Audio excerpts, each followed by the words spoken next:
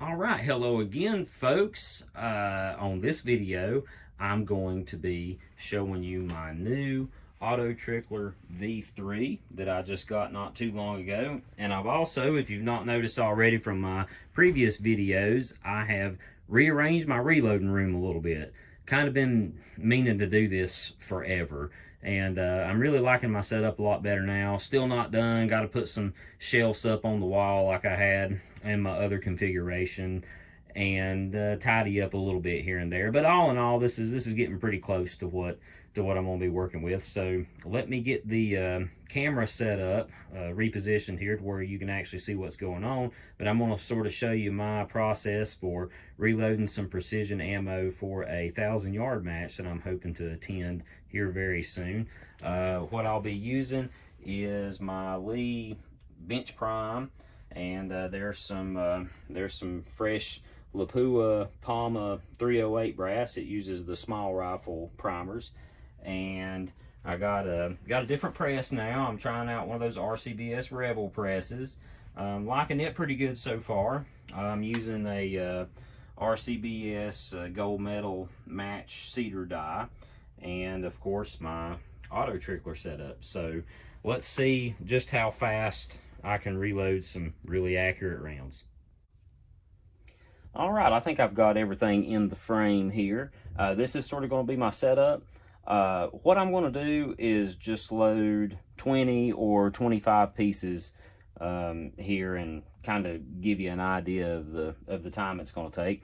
I got my little trusty timer here, so we'll see if I can put that over here anywhere that you might possibly be able to see it. Yeah, there we go. That ought to work. So let's get started. I've got a charge waiting on me over here on the AutoTrickler, and I'm just going to walk you through my process of how I'm going to do this. So let's see how long it takes to load about 20 or 25 rounds. So here we go.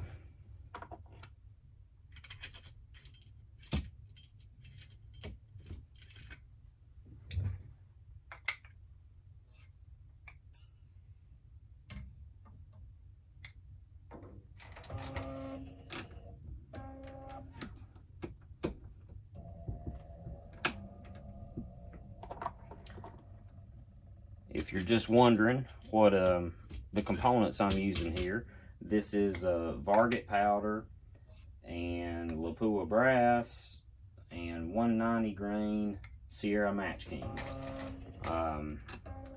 Just the regular old 190 grain Sierra Match Kings, not tipped Match Kings or any of the newer stuff.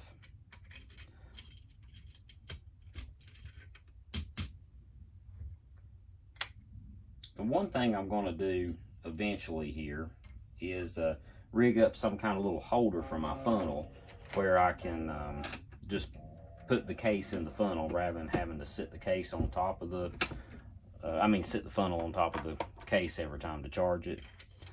I think that'd be pretty handy. And I'm keeping an eye on the AutoTrickler here.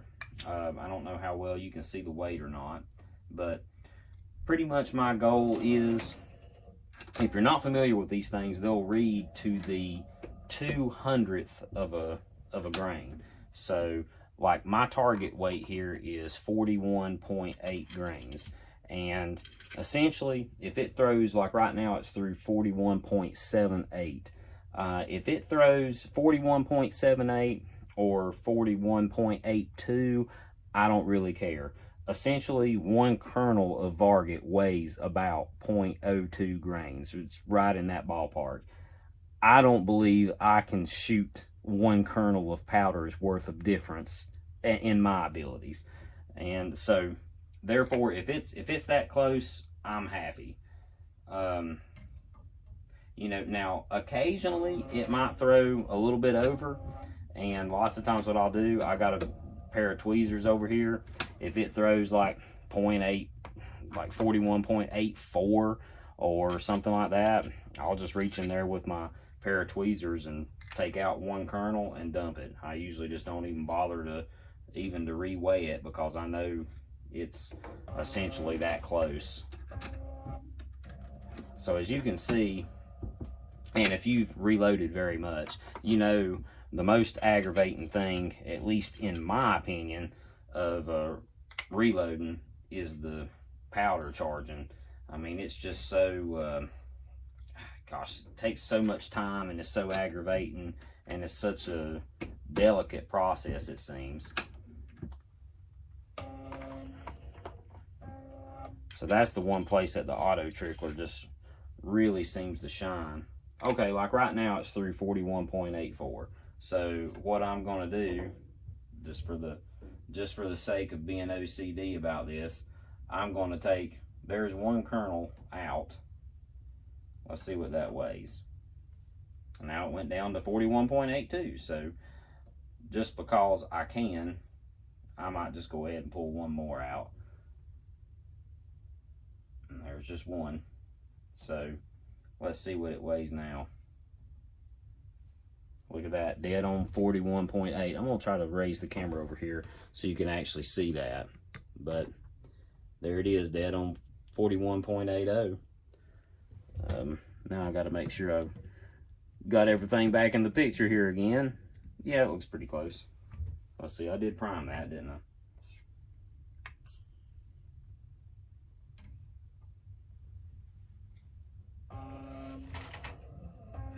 And I really love these cedar dies where you can load the bullet in from the top. Man, that's just so convenient to me, not having to worry about sitting the bullet in the case and all that. You just throw it in the top of that die. It centers it up for you nice and pretty, and you just go with it.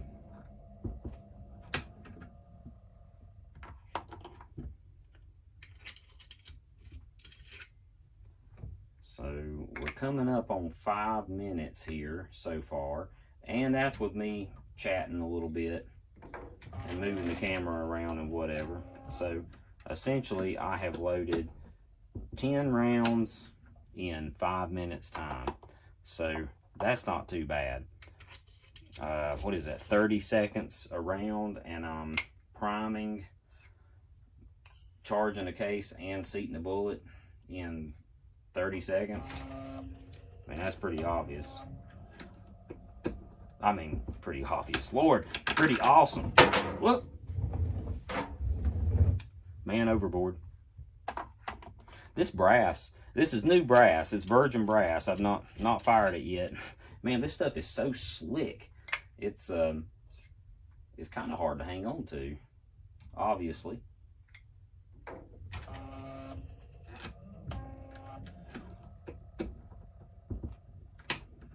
But as you can see, you know, I'm not really trying to set no kind of, you know, record here at my speed. I'm just kind of going at my own pace.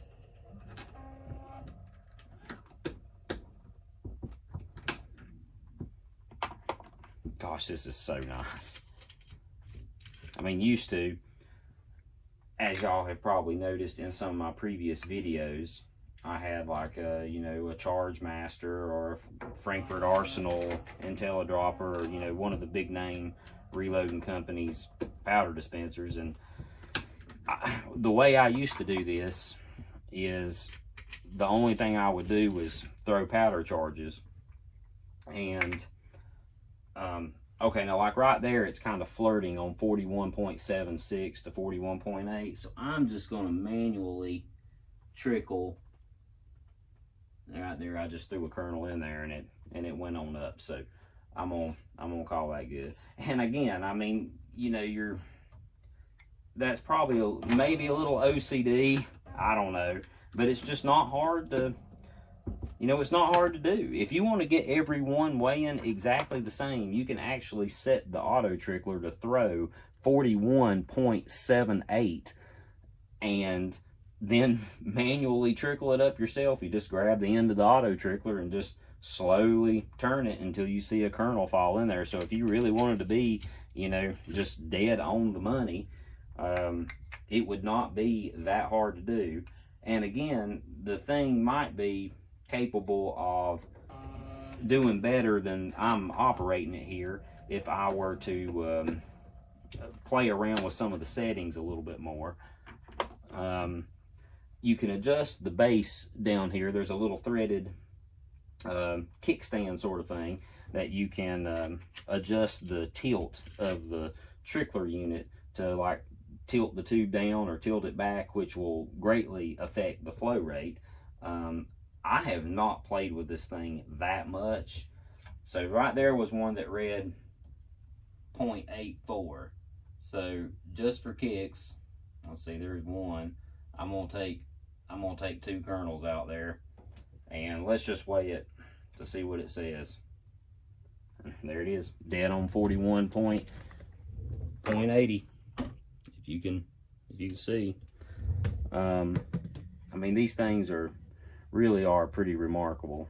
Definitely not cheap, but you know, if reloading is something that you plan on doing, you know, the majority of your life, it's something you enjoy, you know, the amount of time and aggravation that this thing saves you is pretty remarkable.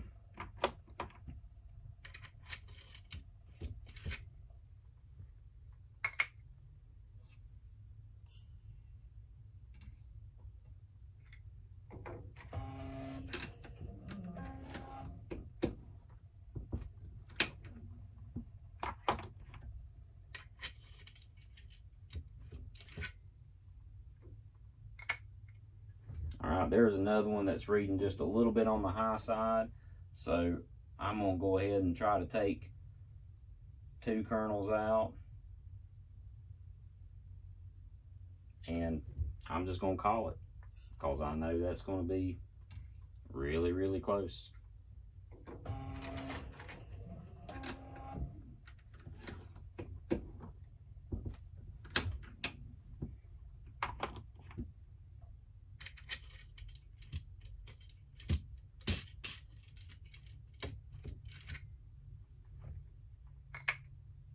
Alright, if I'm not mistaken, I believe this is my 20th round, and it is.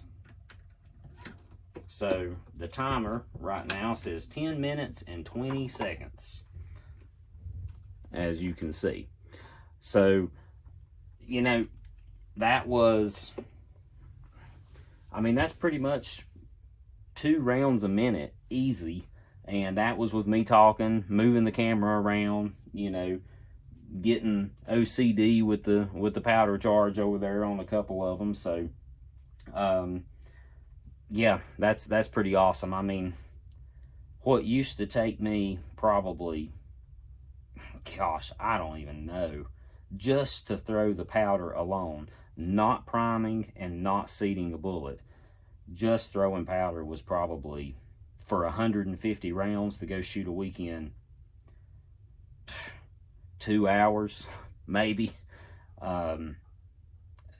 because I would dispense it out on my Charge Master or whatever dispenser you're using, pour it into a beam scale, and manually trickle in kernels of powder until I had the beam scale reading just dead on, which I believe that's just as accurate as this. You know, it wasn't the accuracy thing that I was looking to improve. It was just purely speed and time. So, yeah, I would say 2 hours at best is probably what it would take me to just weigh out 150 charges. And right here, if I can keep a pace of 2 rounds a minute, possibly a little faster if I wasn't talking and you know, trying to make this video, my gosh, that's killer to prime, charge, and seat a bullet at 2 rounds a minute pace on a single stage press. That's pretty killer. So hopefully you enjoyed this. It kind of gives you an idea. There's all sorts of different ways to set up a reloading bench and to use an AutoTrickler and all that. This is just kind of what I'm trying right now, and it seems to be working out really good for me. So hope you enjoyed this video. And I actually made a short video. This might only be 15 minutes long. So I know I seem to have a way of making 45-minute long videos without even trying. So anyway, hope you enjoyed it. Subscribe to my channel if you haven't already. You know, I'd like to think that I've been doing this long enough to either have developed some decent methods or some really bad habits, you know, when you can make the decision for yourself on which of those that I do and adjust your method accordingly. So happy reloading, and until next time. Oh yeah, just for a little bit of bonus footage here. One thing I wanted to make note of. One of the reasons I was wanting to rearrange my loading room here was I wanted a separate table for the AutoTrickler to sit on. That way it was not on the same table that my press was mounted to, so the press wouldn't be jarring the scales every time, you know, I was seating bullets and everything. So this table is sitting next to my reloading bench, and it is not touching it. There's a gap in between the edge of my reloading bench and the table there, and then also this other old shelf thing I got over here. There's a gap there too. So I actually picked this table up at like a old like a place that just sells old used filing cabinets and just all sorts of old office furniture or whatever. I think I gave $15 for the table, but it's a real heavy metal sort of cabinet, kind of low and everything, and it's worked out really good, very solid. You know, if you bump it,